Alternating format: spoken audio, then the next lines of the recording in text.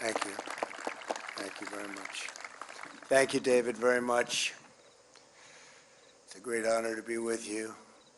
19 years ago on this day, at this very hour on this field, 40 brave men and women triumphed over terror and gave their lives in defense of our nation. Their names and their stories are forever inscribed on the eternal roll call of American heroes. Today we pay tribute to their sacrifice, and we mourn deeply for the nearly 3,000 precious and beautiful souls who were taken from us on September 11th, 2001. To the family members of Flight 93, today every heartbeat in America is wedded to yours. Your pain and anguish is the shared grief of our whole nation. The memory of your treasured loved ones will inspire America for all time to come. The heroes of Flight 93 are an everlasting reminder that no matter the danger, no matter the threat, no matter the odds, America will always rise up, stand tall, and fight back.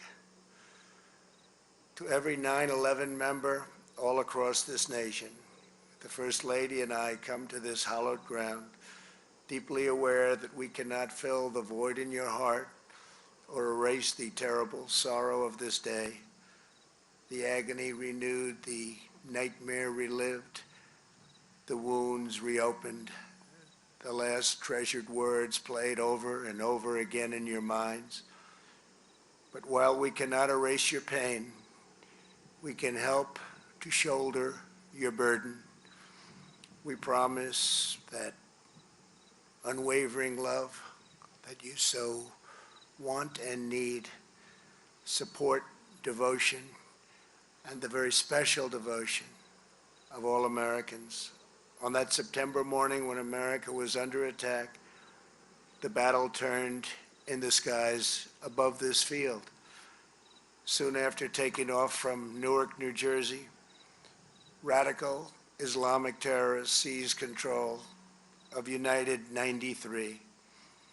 Other hijacked planes struck the North Tower of the World Trade Center, and then the South Tower, and then the Pentagon.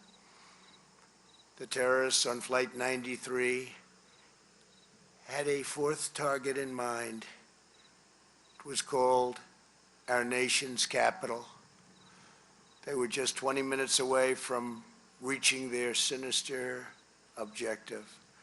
The only thing that stood between the enemy and a deadly strike at the heart of American democracy was the courage and resolve of 40 men and women, the amazing passengers and crew of Flight 93.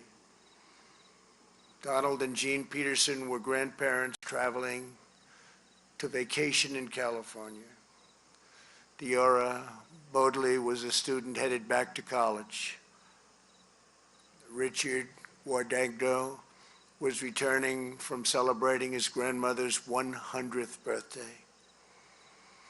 Lauren Katosi Grincolas was 3 months pregnant with her first child. Every passenger and crew member on the plane had a life filled with love and joy, friends and family, radiant hopes, and limitless dreams. When the plane was hijacked, they called their families and learned that America was also under attack. Then they faced the most fateful moment of their lives. Through the heartache and the tears, they prayed to God. They placed their last calls home. They whispered the immortal words, "I love you."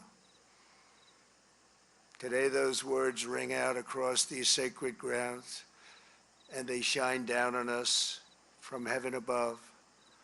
When terrorists raced to destroy the seat of our democracy, the 40 of Flight 93 did the most American of things. They took a vote, and then they acted. Together they charged the cockpit.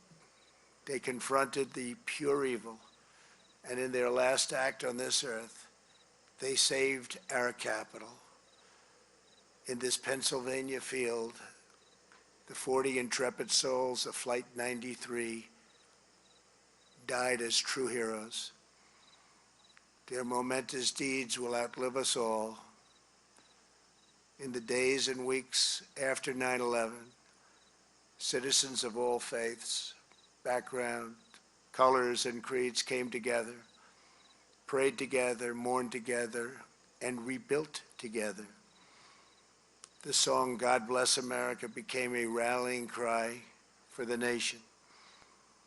We were united by our conviction that America was the world's most exceptional country, blessed with the most incredible heroes, and that this was a land worth defending with our very last breath. It was a unity based on love for our families, care for our neighbors, loyalty to our fellow citizens, pride in our great flag, gratitude for our police and first responders, faith in God, and a refusal to bend our will to the depraved forces of violence, intimidation, oppression, and evil. In New York, Arlington, and Shanksville, people raced into the suffocating smoke and rubble. At Ground Zero, the world witnessed the miracle of American courage and sacrifice. As ash rained down, police officers, first responders, and firefighters ran into the fires of hell. On that day, more than 400 first responders gave their lives, including 23 New York City police officers, 37 Port Authority workers, and 343 New York City firefighters. Today, we honor their extraordinary sacrifice and every first responder who keeps America safe. With us today is David D'Amato, a retired Chicago police officer and a current officer of the Navy Reserves. On 9/11, he drove from Chicago to Ground Zero. As David says, while the sights and smells of working at Ground Zero will forever be etched in my mind, what is more profound is the way this country came together afterwards. The police officers and firemen were revered as the heroes they truly are. The military was appreciated in a manner not seen in decades, and common people found new meaning in values like friendship, kindness, and selflessness. Thank you, David. Such beautiful words, and thank you to every member of law enforcement who risks their lives to ensure our safety and uphold our peace. This morning, we also remember the 183 people who were killed in the attack on the Pentagon and the remarkable service members who crawled straight through the raging blaze to rescue their comrades. We express our undying loyalty to the nearly 6 million young men and women who have enlisted in the United States Armed Forces since September 11th, 2001. More than 7,000 military heroes have laid down their lives since 9/11 to preserve our freedom. No words can express the summit of their glory or the infinite depth of our gratitude, but we will strive every single day to repay our immeasurable debt and prove worthy of their supreme sacrifice. America will never relent in pursuing terrorists that threaten our people. Less than 1 year ago, American warriors took out the savage killer and leader of ISIS, al-Baghdadi. Soon after, our warriors ended the brutal reign of the Iranian butcher who murdered thousands of American service members. The world's top terrorist, Qasem Soleimani, is dead. Here in Shanksville, this community locked arms and hearts in the wake of tragedy. With us today is Chuck Wagner, a heavy equipment operator who lives just a few miles away. Very soon after the attack, Chuck helped search for the black box. He was so changed by what he experienced that he joined with several members of his church to become what they call ambassadors for the 40 men and women on Flight 93.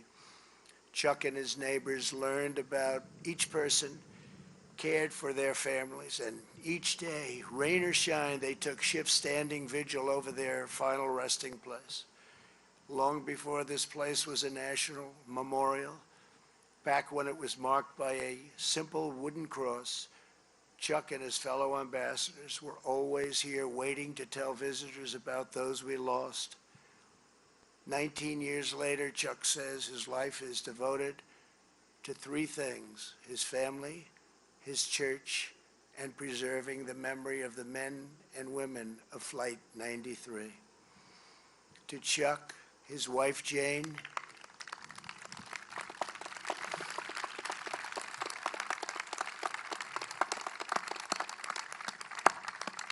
thank you very much. Thank you very much. To Chuck and his wife Jane, thank you so much for being here. And to the over 40 ambassadors with us today, please stand and receive America's thanks. And this is a very deep thanks, please.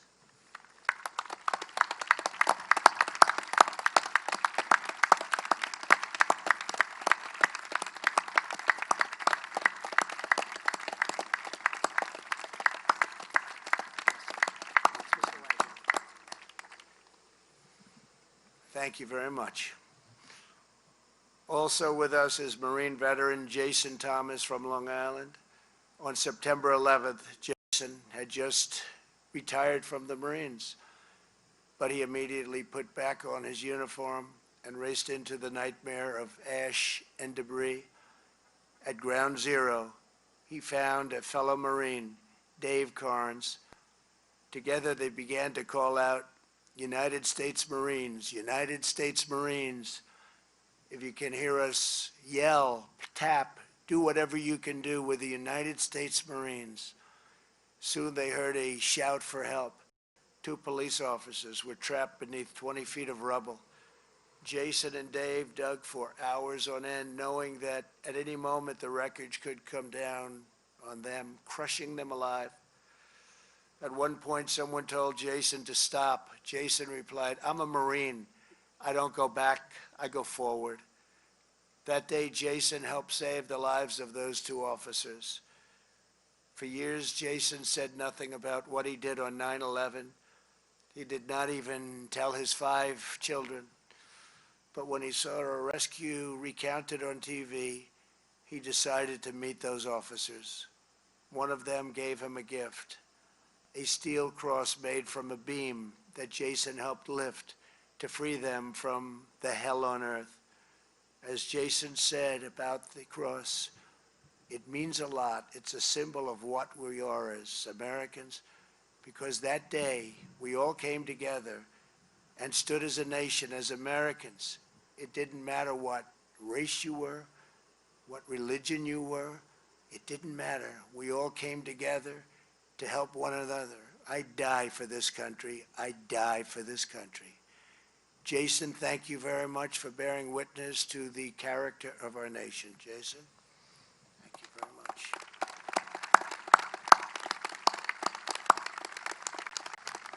Thank you very much. Thank you, Jason. The men and women of Flight 93 were mothers and fathers, sons and daughters, husbands and wives. Nothing could have prepared them for the dreadful events of that morning. But when the moment came, when history called, they did not hesitate, they did not waver. 40 towering patriots rose up, took charge, made their stand, turned the tide, and changed the course of history forever. Our sacred task, our righteous duty, and our solemn pledge is to carry forward the noble legacy of the brave souls who gave their lives for us 19 years ago.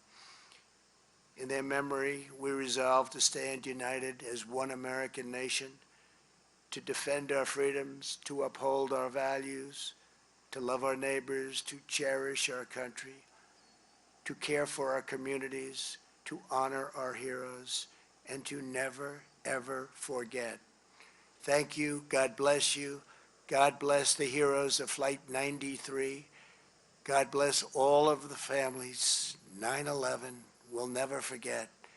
God bless you all, and God bless America. Thank you very much.